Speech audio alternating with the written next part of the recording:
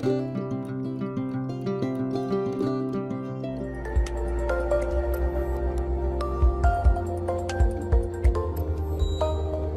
in Canada, when the snow is gone, I usually go with my family and friends to do picnic, fishing, and nature trippings.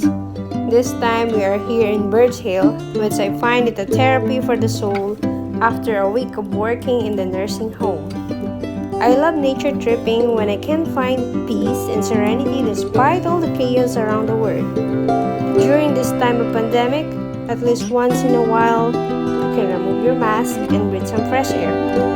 Here in Birch Hill, it reminds me of Baguio City, the famous Camp John Hay.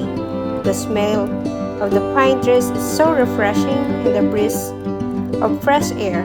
It's priceless moment to relax. Enjoy lang. Make things simple and it makes you happy.